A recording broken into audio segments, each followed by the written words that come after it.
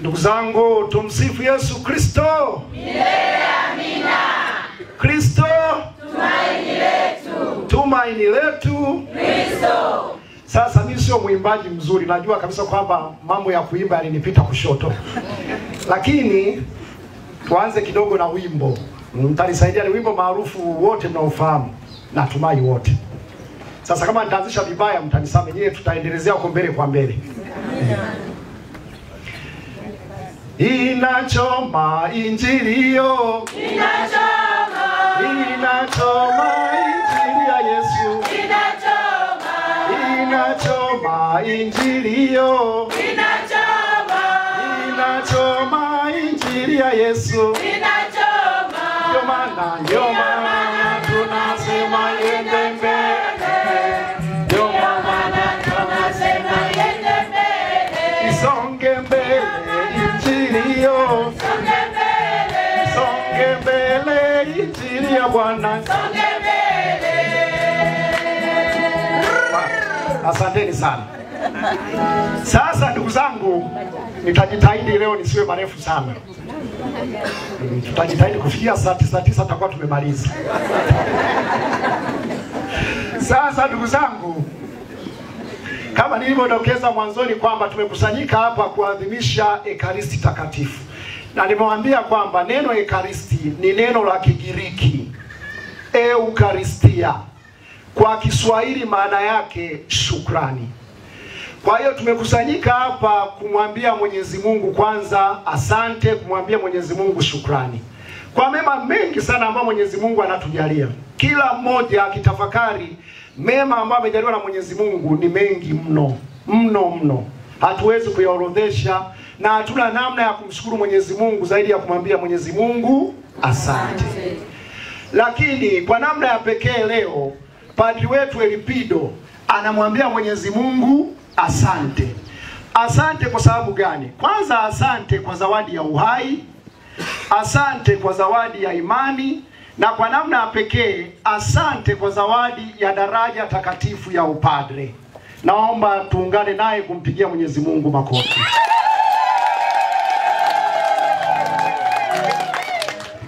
Sasa niwakumbushe, kila mtu aliyebatizwa ni padre. Kila aliyebatizwa ni padre. Maana kuna aina mbili za upadre. Kuna upadri tunaita upadri wa jumla ambao unatuhusisha wabatizwa wote kabisa. Kwa ubatizo wetu sisi tunafanya kazi kubwa 3 za padre. Padre ni kuhani, padre ni nabii na padre ni mfalme. Kila mmoja wetu anazo hizo kazi 3. Kuongea neno la Mungu, kuongoza na kutakatifuza. Lakini miongoni mwa wale wenye upadri wa jumla, yani sisi sote, miongoni mwa wabatizwa ananyofolewa mmoja, anawekwa kwenye upadre wa daraja, anatengwa kwa ajili ya mambo matakatifu. Na hao ndio ambao nyie mnatuita sisi tulioko mbele mapadre. Mapadri wa huduma au mapadri ambao tumewekwa wakfu. Neno wakfu, ikumbukwe, tafsiri yake ya Kiswahili ni kutengwa. Tumetengwa kwa ajili ya mambo matakatifu. Tumetengwa na malimwengu ili tuweze kuwatakatifuza watu na kuwawezesha watu kumfikia Mwenyezi Mungu. Hiyo aina ya pili ya upadri ndugu zangu, hujipi mwenyewe. Hiyo upadri wa huduma, upadri wa daraja, haujipi mwenyewe. Ndio maana tukisoma kitabu cha Waebrania sura ya 5 wanatuambia hivi: hapana mtu ajitwaliae mwenyewe heshima hii, ila yeye aliyeitwa na Mungu kama vile Haruni. Uwezi ukajipa upadri mwenyewe. Ni Mungu mwenyewe anakupa hiyo heshima. Upadri ni heshima. Upadri ni dhamana. Na hivyo unawekwa wakfu kwa ajili ya mambo matakatifu. Na ndio maana Baba Mtakatifu Yohane Paulo wa pili anasema vizuri sana. Anasema upadre ni fumbo na upadre ni zawadi. Hayo mambo mawili yanaendana.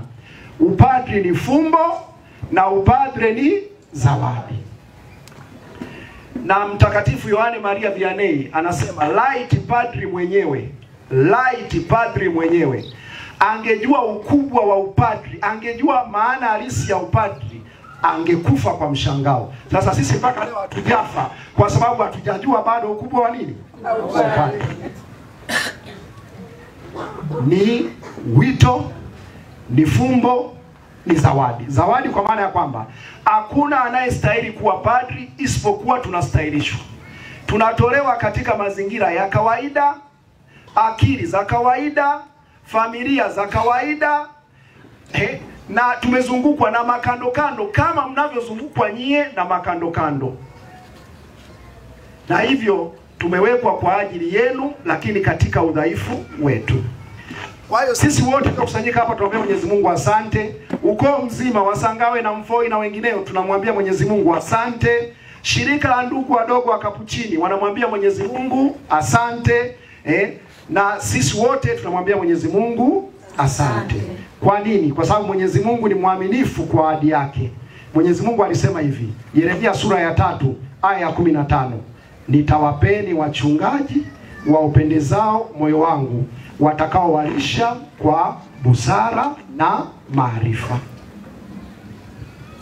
Sasa naomba ninapomhubiria padri huyu, ninawahubiria na nyie, ninajihubiria na mwenyewe. Tuanze kumwangalia kwanza padri ni nani. Na mimi aliponiambia nimhubirie, aliniambia tarehe 8 mwezi wa 7 siku ya birthday yangu kwamba naomba unihubirie. Nikasema sasa huyu bwana nitamhubiria nini? Lakini nikajipinda kidogo. Nikapata mambo machache ambayo ningependa nimhubirie, lakini wahubirie nyie. Kwanza nimeamua kutafakari upadri kwa jina, kwamba padri huwa anaitwaje kwa majina mbalimbali, ili tuone ukuu wake, tuone majukumu yake, tujue thamani yake. Sina hakika kama kwenye maneno mengine ya lugha nyingine wanalo hili neno, sina hakika, lakini kwa Kiingereza au kwa Kilatini padri anajulikana kama sacerdote. Sasa Wahaya wana neno zuri sana. Wahaya wanasema msacerdote. Naona waliiga kwa Walatini wakalichukua. Msacerdote. Sijui kwa lugha nyingine wanahitaji. Msacerdote.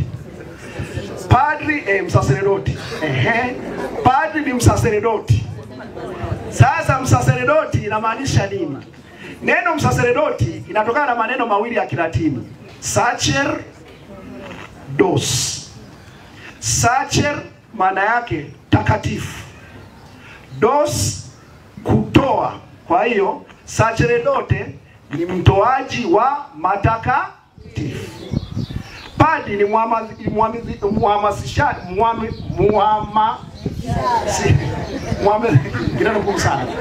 mambo matakatifu, anaadhimisha mambo matakatifu. Sasa mambo matakatifu ni yapi? Mgawaji wa masakramenti. Na Wakatoliki mnafahamu sakramenti ziko ngapi? 7. Anagawa masakramenti. Na ndio maana kuna mtu alisema kwamba kwa vyovyote vile hakuna mtu muhimu kama padri, kwa sababu padri ndio mtu pekee ambaye anaandamana na muumini tangu anapozaliwa mpaka anapokufa. Mpaka anapozumarika padri anaandamana na muumini. Ni padri ambaye anampa muumini maisha kwa kumbatiza, anamuingiza katika ulimwengu wa maisha ya imani. Ni padri. Ni padri huyo anaandamana na muumini anapokuwa mgonjwa kwa kupitia sakramenti ya wagonjwa. Ni padri huyo anawaingiza watu katika maisha matakatifu ya ndoa kwa kushuhudia sakramenti ya ndoa. Ni padri huyo anamtibu mtu kiroho anapokuwa ameandamwa na dhambi kwa sakramenti ya kitubio.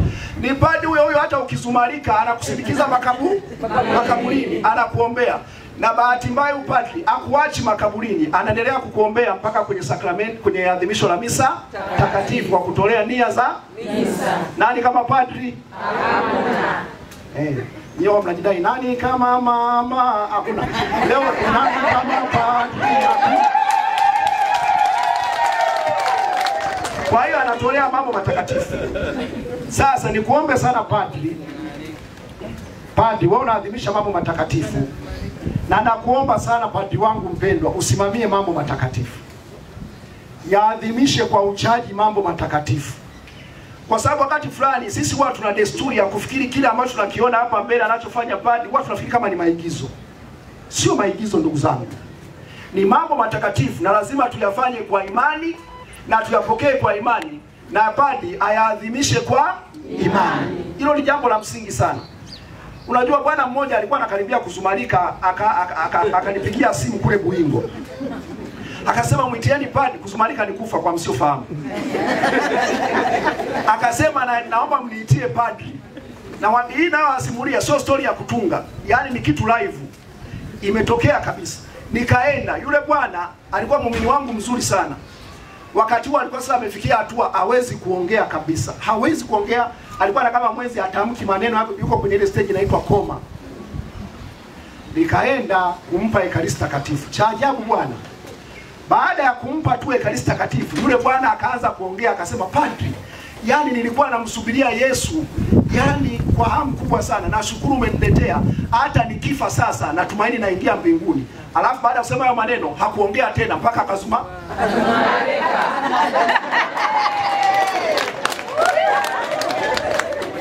Angalieni, haya mambo yanatibu. Haya mambo ni matakatifu, sio mepesi. Yaani kwamba mtu alikuwa aongei, ukampa kitu kitakatifu ekaristi, akaanza kuongea. Alafu na mwingine tu ekaristi anaichukulia poa tu, anaona jambo la kawaida. Lazima tuyaadhimishe vizuri matakatifu padri wangu, na sisi waumini tujitahidi kuyashika matakatifu. Tunapomaadhimisha matakatifu ndugu zangu, tukumbuke. Na naomba leo muondoke na hili. Mkisahau yote, kumbukeni walau hili. Upadri baba. Sasa baba ni nani ndugu zangu? Baba ni nani? Je, mnafahamu kazi ya baba? Kazi ya baba ni kusimamia familia, ni kuhakikisha watoto wanakula vizuri, wanasoma vizuri, wanavaa vizuri, anaipigania familia yake, anailinda familia yake. Huyu padri ni baba, amekabidhiwa kundi la kiroho, ana watoto wa kiroho, anasaidia kuwaongoza.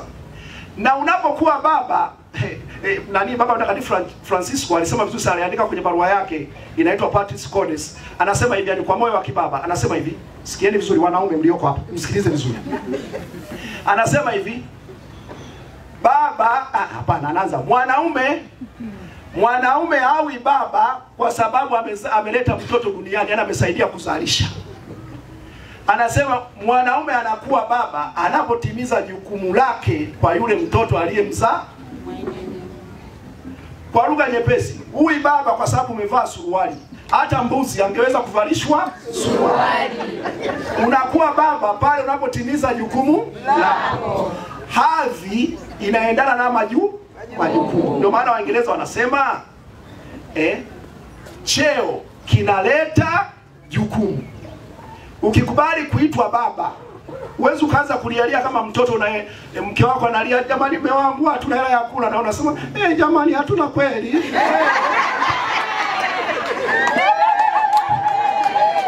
Lazima uanze kutimiza jukumu lako, uchangamshe kichwa kwamba mke wangu asilale njaa na watoto wasilale njaa. Hapo ndio unakuwa nani? Baba. Sio baba unashinda kwenye nani vitu. Unacheza puli tu masaa 24. Kwa hiyo nakusomea sana, naomba nikunukulie vizuri baba mtakatifu alivyoeleza kwa Kiingereza hapo ndio. Mwanaume hawi baba kwa kuleta mtoto tu duniani, bali kwa kuchukua jukumu la kumtunza mtoto huyo.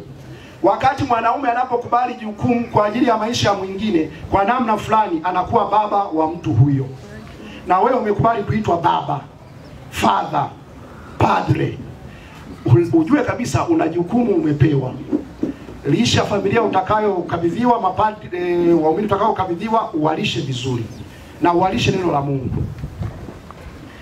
Sasa sikieni. Na unapokuwa baba, ni lazima sasa usiwe baba. Unajua kuna aina mbili za baba pia, naomba muelewe. Kuna baba ambaye anaamini kabisa kwamba sheria ndio kila kitu.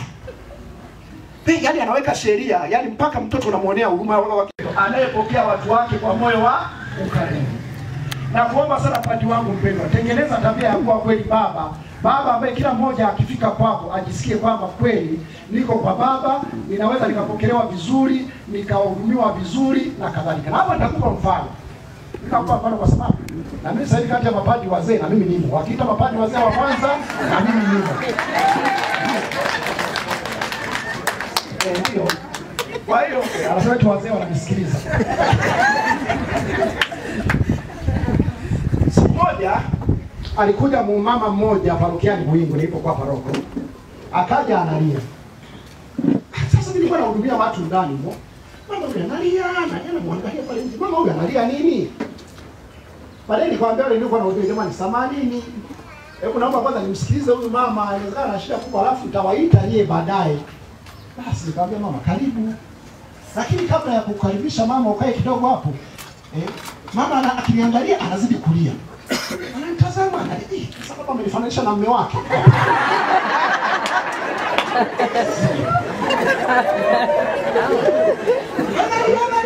Basi nikamwambia mpishi wangu anaitwa Mage. Nikamwambia Mage, hebu njoo huko ofisini. Akaja. Nikamwambia Mage, sasa leta chai, letee chai, ulete na mikate.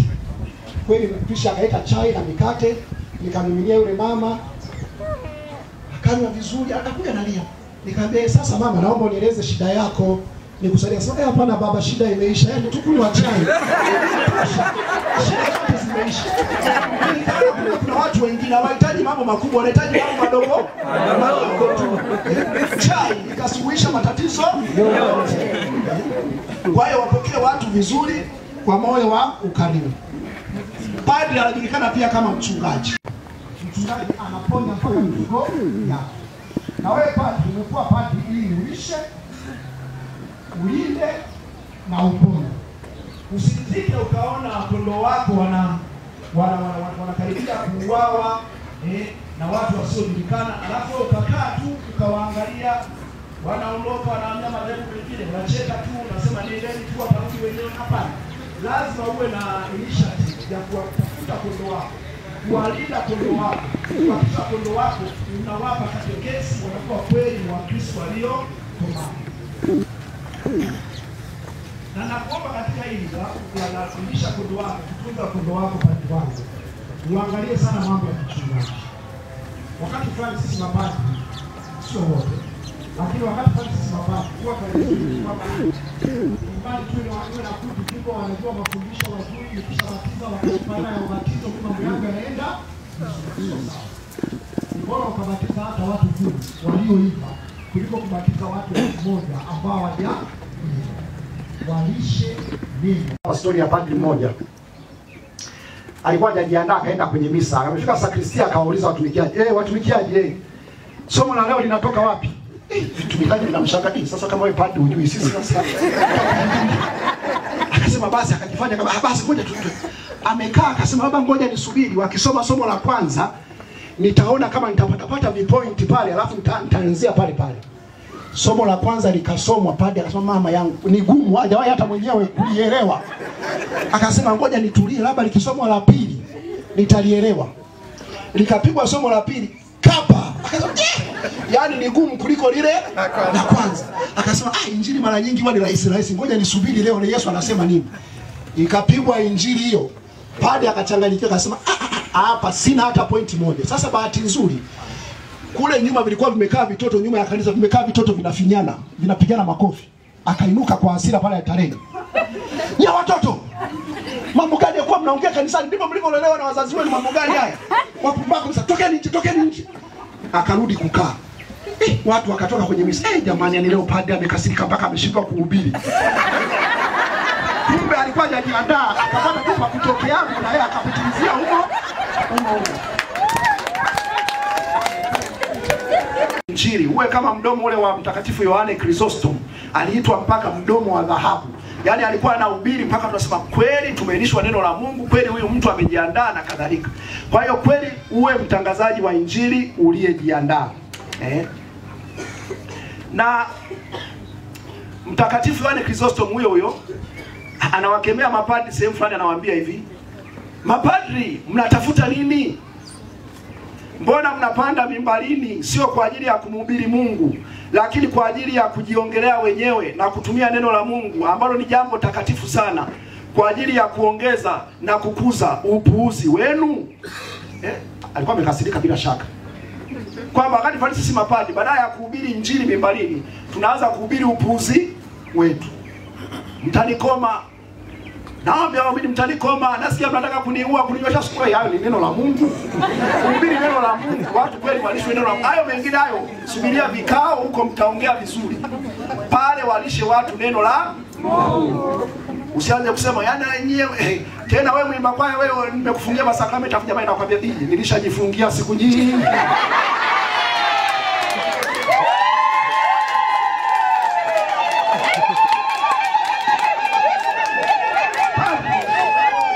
Padri ni mhudumu au padri ni mtumishi? Sikieni vizuri. Nimesema padri ni mtumishi au ni mhudumu.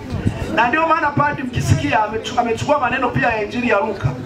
Ndimi mtumishi wa Bwana, nitendewe ulivyonena. Neno hilo ambalo ni marefu sana kwa Kiswahili, ndimi mtumishi wa Bwana, nitendewe ulivyonena. Kwa Kilatini ni neno moja tu, fiat. Fiat, F I A T. Fiat. Sio fiat aina ya magari. Fiat ina maana mapenzi yako yatimie. Mimi mtumishi wa Bwana, nitendewe kadiri ulivyonena. Padri anakiri yeye mwenyewe kwamba yeye ni mtumishi wa nani? Sio mtumishi wa serikali. Hajasema yeye ni mtumishi wa familia, hajasema yeye ni mtumishi wa ukoo. Amesema mimi ni mtumishi wa Bwana, nitendewe kadiri ulivyonena. Kwa hiyo padri, naomba sana ujitahidi kweli kumtumikia Mungu. Na ndio maana Paulo anapoandikia Wafilipi sura ya 2 aya 20 hadi 21 anasema, maana sina mtu mwingine mwenye nia moja nami atakayeangalia hali yenu kweli kweli, maana wote wanatafuta vyao wenyewe wala sio vya Kristo Yesu. Unapomtumikia hakikisha unamtumikia Mungu. Na unapomtumikia Mwenyezi Mungu anakuambia kwamba unapotumikia usisubiri kuambiwa asante, usisubiri kuambiwa sidi. Anasema unapomaliza kutumikia usemeje? Useme sisi ni watumwa tusio na faida, tumefanya tu yale aliyotupasa kufanya, mengine yote tutapewa kwa ziada. Kwa hiyo mtumikie Mungu. Padri anajulikana pia kwa sasa, siji nimetafuta neno la Kiswahili vizuri nimelikosa, lakini padri anajulikana pia kama mpresbitero. Mpresbitero. Nimekosa neno zuri la Kiswahili, lakini neno ambalo kwenye lugha asilia linamaanisha mzee. Mzee. Yaani ukikubali, ndio maana hata mtu akichaguliwa kuwa askofu, hata kama ni kijana, huwa tunamuita mzee. Huwa tunapomwongelea askofu sisi mapadi watu sema baba askofu Mkwande, maana tunasema mzee yupo hata kama ni kijana. Yaani jukumu ulilolifanya linakufanya linakufanya uwe mzee. Sasa mnajua sifa za wazee. Sisi tulifundishwa ni mzee ana busara, mzee ana maarifa, mzee ana ukomavu, mzee ana utulivu. Sijui wazee wa siku hizi. Sijui. Wazee wa siku hizi ndio hao wanaruka na watoto wa miaka ya 2000 wamo.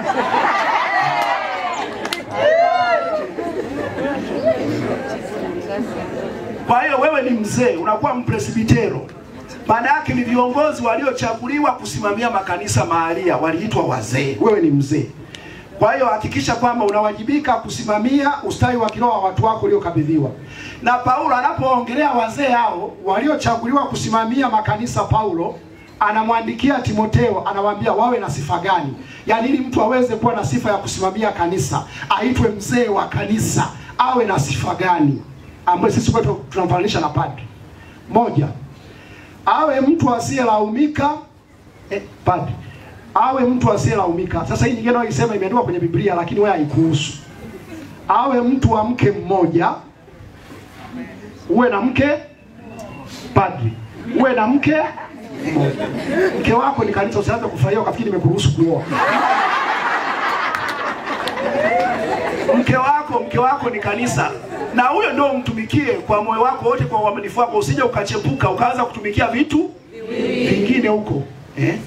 Anasema awe ni mtu mwenye kiasi na busara. Mimi nikikuangalia naona unavyo. Awe mtu wa utaratibu, tumeona hata ulivyo mtaratibu. Awe mkaribishaji, anayependa wageni. Hili la muhimu jamani. Watu wengi siku hizi wameanza kuwa wachoyo tu. Mtu anakualika lakini anakwambia karibu kula kama jasho la mtu laliwa. Unashika kwamba ule au usile. Anakosa ukarimu. Mtu anayejua kufundisha, wafundishe watu. Mtu asiyezoea ulevi, naomba ieleweke vizuri. Mtu asiyezoea ulevi. Hawajasema mtu asiyekunywa. Ieleweke vizuri.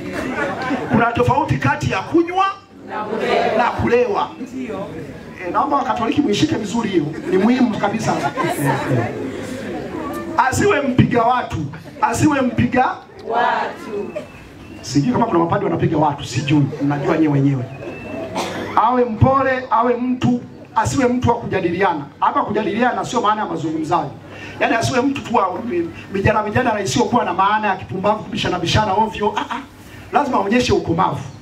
Alafu wala asiye mwenye kupenda pesa. Hili ni muhimu. Asiwe mtu mwenye kupenda pesa. Ni muhimu sana. Kwa sababu ukianza kuendekeza pesa padri, utashindwa kuwahudumia watu, utaanza kujihudumia wewe mwenyewe. Haya, mambo machache ya kukumbusha ambayo ni muhimu sana. Kujishikamanisha na kumtegemea Mwenyezi Mungu. Padri ni kuhakikishie utake usitake. Sasa hivi umo kichwani mwako, mimi naamini una aina yako ya upadri, au ulikuwa na aina yako ya upadri kwamba nikiwa padri nitaendesha gari, nikiwa padri nitakuwa paroko, nikiwa padri nitakwambia ndugu zangu wote yani watakuwa wanapendeza. Baba, hiyo ni aina ya upadri iliyoko kichwani. Ukija huko kwenye upadri wa halisi, hivyo vyote unaweza hata usivione. Na hata ukaanza kujuta kwamba labda ulikosea kuwa padri. Kabisa hata mimi kuna wakati najiuliza hivi, jamani, huku nililazimishwa au nilichagua mwenyewe? Unasema hapa nilikosea. Unaona mambo hayaendi. Unaona wenzako waliosoma nao wana maisha mazuri.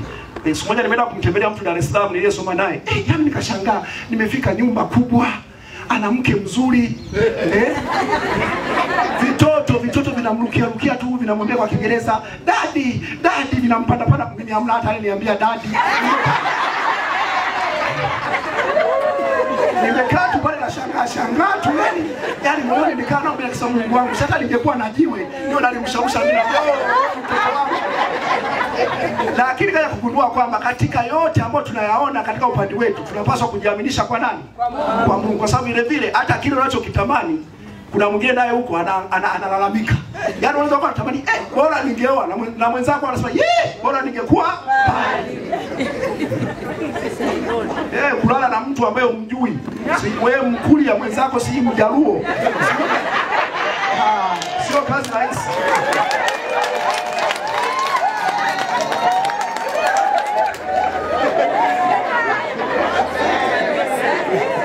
Bayo, tumsifu Yesu Kristo.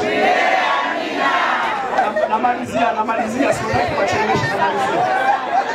Sasa Father, unapokuwa kwenye matatizo hayo, unapokuwa kwenye hizo changamoto ambazo kabisa na kwa hakika Father nikwambie utakutana nazo tu, utake usitake. Huwa anasema hivi, ujitegemeze kwa Mungu, umwamini Mungu. Na nyoa mimi nawaambia hivyo, umwamini Mungu, umtegemee nani? Mungu. Yaani uwe kama mtoto mdogo. Yeye mtoto mdogo, ukimchukua mtoto mdogo hapo, wala tumia huo mfano mara nyingi. Ukimchukua mtoto mdogo sana, ukawa unamrusha juu, unamrusha mtoto huwa anacheka, anafurahia, unamdaka. Hivi mnafikiri kwa nini huwa anacheka? Mlishajiuliza, kwa nini unapomrusha unakadaka kanacheka? Kwa nini? Kwa sababu huwa anajua kabisa kwamba anirushe alifanya lakini mwishoni atanidaka. Atanidaka tu. Kwa hiyo anakuwa yani amejiaminisha kwamba nitadakwa. Lakini mimi sasa hivi nikikwambia wewe njoo nikurushe, unasema amna, ili jamani sasa nikanikwepa nikafanya. Kwa hiyo hata wewe padri kwenye upande wako kuna wakati utarushwa hata na mapadri wenzako, utarushwa siji na shirika, utarushwa na waumini. Nakwambia kuna waumini yaani hata ungeongea vipi ukahubiri masaa 24 wanakuangalia ni maswali, baba maliza tu tunaendelea na maisha yetu kama kawaida. Sasa utakaporushwa na maisha ya upadri na nini, wewe jambo moja tu ujue kwamba yupo Mungu atakayefanyaje? Atakayenidaka. Hilo la muhimu sana. Naomba hilo kabisa na waumini msilisahau. Kwa hiyo padri ujitegemeze kwa Mungu. Hapa nikakumbuka mfano mwingine sasa. Kajamaa fulani kalikuanga kamepanda huko kwenye ilikuwa nadhani ni Moshi. Kamepanda kwenye maporomoko huko juu huko. Kalikuwa kanatengeneza bustani, kakaanguka. Lakini chini kwa kuna mto, sio mto Singa, mito mingine. Kakaanguka bwana. Lakini bahati nzuri huko chini kwa kuna miti, kakaenda kakadaka mti. Lakini akajafika wapi? Mwisho kuna maji. Ni mto. Kajamaa kakaanza kulia. Jamani, Mungu jamani uliniumba. Nakupenda sana Bwana. Nisaidie niokoe. Nafua. Nazumari nikasema bila yote haya. Kweli bwana kale kajamaa kakasikia sauti ya Mungu kweli nakamwambia, "Mwanangu, nimekusikia. Sasa ukitaka nikusaidie, achia hapo uliposhika." Kajamaa kauza, "Jamani samani, hakuna Mungu mwingine huko." Kalikosa imani lakini. Kwa hiyo la kwanza padi wangu, jishikamanishe na Mungu katika shida zako nakazo kupana nazo kama padi, jishikamanishe na nani? Na Mungu. La pili, jishushe na changamana na waumini wako. Hiyo itakupa ni mtaji. Sisi tuliosoma sociolojia tunaita social capital. Mtaji wa kijamii, yani padri. Sawa wewe ni mwanashirika, ni mtawa. Atutegemei sasa kwa vile wewe ni mtawa. Yani tangia asubuhi mpaka jioni tukukute tu unasali masifu chumbani unasema, "Father, mbona utoki nje?" "Mimi mtawa, salamu Maria, umejaa neema." Kushangaa. Lazima vile vile ushirikiane na watu, ujenge mahusiano na watu, kwa sababu hao watu hawa ni mtaji ndugu zangu. Social capital ni mtandao wa watu ulio nao wanaokusaidia kufikia malengo yako. Sasa usikae tu chumbani tu kajifungia, uongee na watu, changamana na watu, changamana nao. Jishushe. Katika kujishusha upotezi upadri wako, bali ukijishusha waumini wako wana Baba Mtakatifu anasemaje? Anasema, Francisco anasema, mchungaji lazima anukie harufu ya kondoo. Usinukie perfume. Mchungaji anukie harufu ya kondoo wake. Yaani ukae na kondoo wako wakujue na wewe wajue. Ujue shida zao, ujue mahangaiko yao. Utengeneze mtaji. Uwe mnyenyekevu. Usiwe na kiburi kwa sababu umekuwa padri. Unajua kuna watu wetu kwa tunajadiliana asubuhi. Kuna mtu akisha kuwa padri sasa, mama yangu anataka sasa ndio aabudiwe. Yaani si na bahati mbaya akiwa paroko, mama ndio kwisha habari. Yaani ukienda ofisini ukamwambia tumsifu Yesu Kristo padri, haitiki. Padri tumsifu Yesu Kristo, haitiki. Ila ukimwambia tumsifu Yesu Kristo baba paroko, "Oh milele amina mwanangu." Yaani bila kuweka kale ka uparoko ajisikii. Sasa ninapozungumzia mapadri na wazungumzia na nyie, kuna watu wengine kuni mwalimu mkuu mpaka ambiwe mkuu wapi? Yaani hata usipoitwa mkuu kama ni mkuu utabaki tu kuwa mkuu. Sasa naomba ujishushe, na hapa nitawapa mfano mmoja ulionitokea. Nakaribia kumaliza. Saa 9 imefika, nakaribia. Bado machache lakini namalizia. Siku moja nilikuwa naenda Kigangoni Buingo. Natoka Buingo parokia naenda Kigango kinaitwa Mwawile. Sasa nilikuwa nimeshachelewa, amenipigia simu, "Father, tumekusubiri risali zima hujafika." Mnajua vijijini kule maskini watu wa Mungu, mambo ya muda haya wala hawanaga habari. Wanakuwa wanaimba nyimbo zikiisha wanaweka. Wanamsubiria pale kwa sababu wanampata mara moja kwa mwezi au kwa mwaka, anaweza kumuona mara moja, na ukifika pale wanakuita askofu. Yaani hawajui tofauti ya pale askofu, wanamwambia karibu baba askofu, kwa sababu hata askofu hawajai kumuona. Basi, sasa wakati nimewasha gari nikafika sehemu nikashangaa tu gari limezima ghafla. Na kula nipigia simu, "Father, ulisema unakuja, mbona ufiki?" Nikamwambia, "Jamani, gari limeharibika." Sasa wakati niko peke yangu nikafunua bonnet. Nikaanza kuwa nachokonoa gari aliwaki. Nachokonoa nimezima tu ghafla. Kakapita kajamaa bwana kanaendesha baisikeli. Kakanisalimia, "Mchungaji, tumsifu Yesu Kristo." Sasa bwana unajua ukiwa umeshachoka lakini kwa kweli hata sikuitikia. Uongo mbaya sikuitikia. Kwa sababu nilikuwa nimechoka, gari limenichanganya kule wananisubiria, sikuitikia. Kakaniuliza, "Baba una shida yote labda nikusaidie?" Nikakaa tu kimya. Ngaangalia yani wewe na baisikeli na gari. Wapi na wapi? Si baadaye ikawaje tu ni basi nikamwambia labda nikaache tu labda lakini labda kanajua tu. Akaniambia, "Padri sawa. Sasa wewe ingia ndani ya gari. Mimi kuna kitu hapa naangalia." Kwani nikaingia ndani ya gari, akasema, "Nikikwambia washa, unawasha."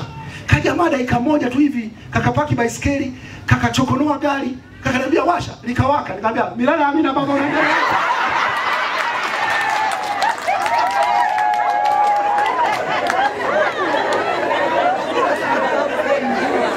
Ndio nikajifunza kwamba kwenye maisha usijifanye mjanja. Yaani hata mtu wa kawaida ndiye anaweza akakusaidia wewe ambao unamsahau kabisa. Kuanzia siku hiyo nikiambiwa na mtu wote tumsipe kitu tunaitikia haraka haraka. Haya padi tuendelee. Sasa katika upande wangu mpendwa mjomba wangu, utakutana na watu aina tatu. Utakuwa na marafiki, kuna watu watakupenda, wawe ni waumini, utakuwa na marafiki. Utakuwa na maadui. Alafu utakuwa na watu ambao sio marafiki, sio maadui, tunawaita indifferent. Yaani hakujali. Yaani sio rafiki yako, sio adui yako, lakini hana time na wewe. Sasa wanatuambia watu usiwadharau, au watu watatu pande usiwadharau. Wanasema wote wapende. Mpende rafiki, mpende adui, mpende na yule asiyekujali. Kwa nini? Mpende adui kwa maana anakufundisha kuchukua tahadhari, kwa sababu hujui anawaza nini. Umpende anakufundisha kuchukua tahadhari. Mpende rafiki, maana yake anakufundisha kupenda. Alafu mpende mtu asiyekujali, maana yake anakufundisha kujisimamia wewe mwenyewe. Na katika maisha haya ndugu zangu, utapigwa sana vita. Katika maisha ya upadi utapigwa vita. Iwe na waumini, iwe na mapadi wenzako. Unaweza ukapigwa vita kwa sababu nyingi sana. Nimewaambia jamani ndugu zangu, hata si mapadi, ni watu. Ni watu. Msikiti tumeshuka kutoka mbinguni, ni watu. Mmoja anaweza akakuchukia tu kwa sababu unavaaga vizuri. Kabisa mtu akakuchukia tu. Kuna mtu anaumia tu kwa sababu umeulamba. Hujakosea, hujafanya nini, na kakitenge kako kazuri ka waksi anakunanga. Kuna mwingine anakuchukia tu kwa sababu ya karama yako, labda unahubiri vizuri, una karama fulani, unahusiana vizuri na watu, anachukia tu. Sasa kwa wangu kwenye maisha haya upande usitafute kumridhisha kila mtu. Usitafute kumridhisha kila mtu. Wanasema kwa Kiingereza, if you want to please all, you will please none. Ukitaka kumridhisha kila mtu utajikuta umridhishi hata mmoja. Kwa hiyo wewe fanya kile kinachompendeza nani? Mungu. Mambo ya kuepuka. Mambo matatu ya kuepuka alafu namaliza. Epuka maisha ya unafiki katika upadi kwa lengo la kupata cheo au upendeleo. Epuka kabisa. Na unafiki maana yake nini? Mimi unafiki wana utafsiri kwa maneno rahisi sana. Yaani mtu akiniuliza mtu mnafiki ni nani? Mimi wana tafsiri yangu rahisi. Mnafiki ni mtu ambaye ana ujasiri wa kukusema akiwa nyuma ya mgongo wako, lakini ana ujasiri wa kukusema akiwa mbele ya macho yako. Full stop. Huyo ndio anaitwa mnafiki. Sasa unaweza pia ukawa mnafiki ili upate cheo, unawaumiza wenzako, unawasema wenzako vibaya, haikusaidii chochote. Yaani wewe cheo cha upande ulichonacho ni kikubwa mno kuliko kingine unachotafuta. Ndio maana nani wametuambia hakuna mtu anayejichagulia heshima hii isipokuwa aliyeitwa na Mungu. Ni heshima. Wewe usitafute mengine. Wewe sema Mwenyezi Mungu asante kwa upadri, nisaidie niishi upadri wangu vizuri. Mengine yote wakitaka yaje kwa ziada, yasije kwa sababu nimeishi kwa unafiki. Na Mtakatifu Yohane Chrysostom anasema hivi kuhusu wanafiki. Msikilize sasa. Wanafiki kama mpo au kama tupo. Anasema hivi, mnafiki ana mambo mawili. Ana sifa za kinyonge. Yaani ni mtu ambaye anakusifia kwa sababu ni mnyonge, anakusifia wewe bosi ili apate kitu chake. Alafu akishakipata anakuwa na kiburi cha kipumbavu. Na anasemaje? Anasema hivi, ni mtu ambaye akiwa anatafuta cheo anainama mpaka anagusa ardhi mbele ya wakubwa. Akisha kipata cheo anaumuka, anaanza kuwanyanyasa wengine kwa kiburi. Huyo ndio anaitwa mnafiki. Epuka hayo. Ya pili, epuka kuwa mshika sheria uliyepitiliza. Hii sasa jamani, tuambiane kabisa, hii ni muhimu sana. Kweli kuna sheria za kanisa zimewekwa, kuna nini kisa fadha, yani usijifanye kwamba wewe ndio ulizitunga. Kweli shike, lakini vile vile uongozwe na kitu kinaitwa epikeia. Epikeia ni neno la Kigiriki, maana yake ni hivi kwa tafsiri rahisi.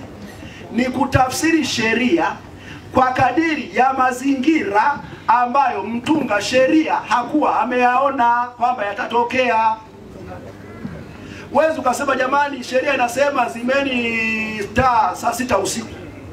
Sasa saa 6 na dakika moja kuna mtu anaanza kutapika chumbani. Unasema jamani sheria inasema tusiwashe taa. Mtu anatapika, unasema jamani msiwashe taa, sheria imekata, utakuwa mjinga.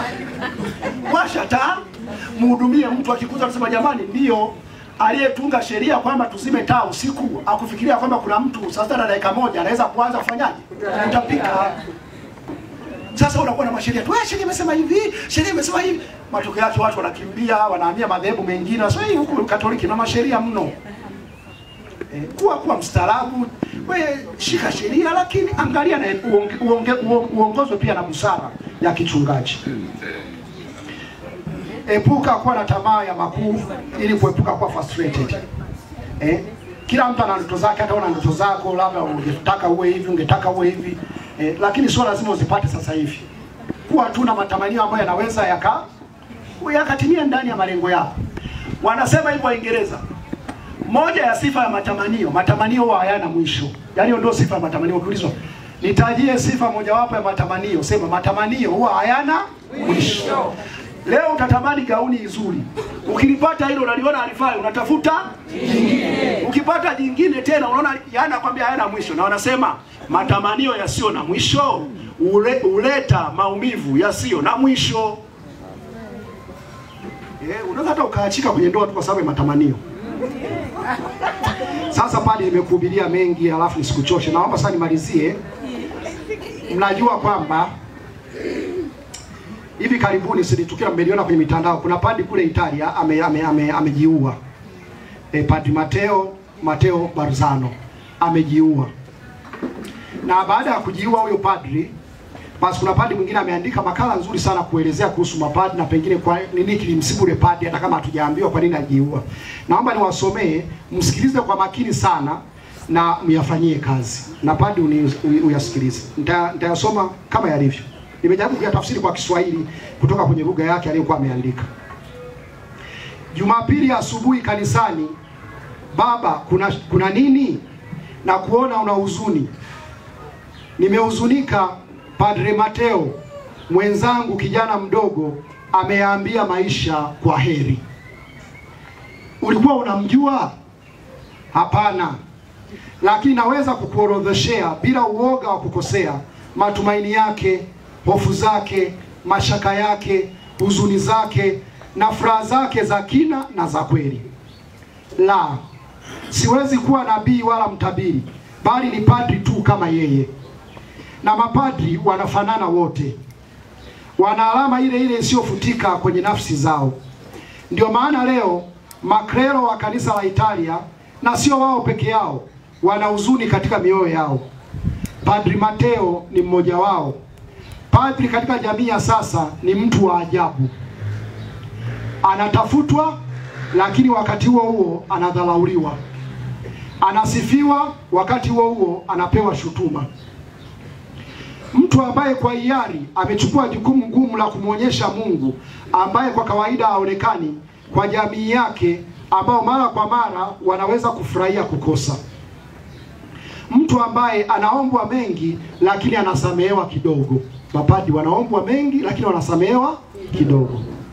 Padri sio tu hapaswi kuwa padri, sio malaika, ni padri.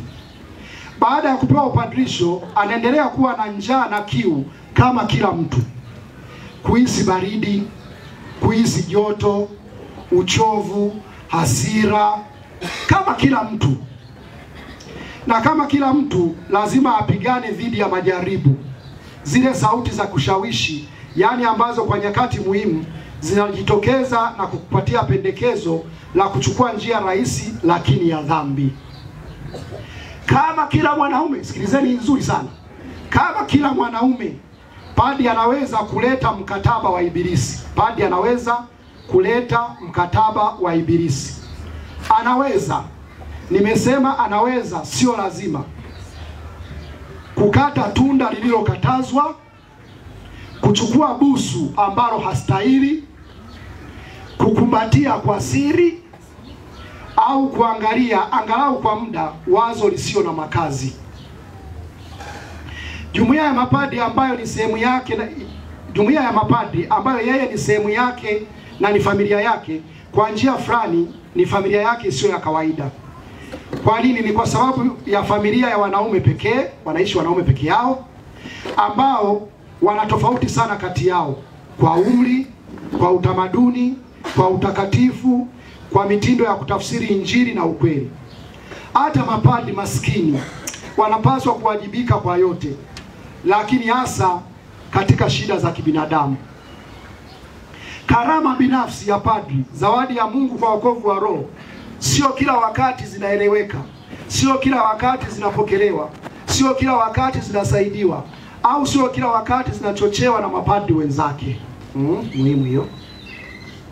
Katika maisha ya padri, jambo muhimu la msingi nisingependa kusema ni picha ya askofu. Nao pia maaskofu inawabidi kufahamu kuwa wanapaswa kuwa mababa na walimu, kuwa ndugu, kuwa marafiki, kuwa wanasaikolojia kwa mapadri wao. Wanapaswa kuwa wenye mamlaka, wanyenyekevu, wavumilivu, maskini, wenye ukarimu na wenye huruma. Wanapaswa kuwa watakatifu. Lakini sio kila wakati wako hivyo maaskofu. Shughuli ni nyingi, muda kila wakati ni mdogo na ni katili. Hakuna padri bila urika wa mapadri.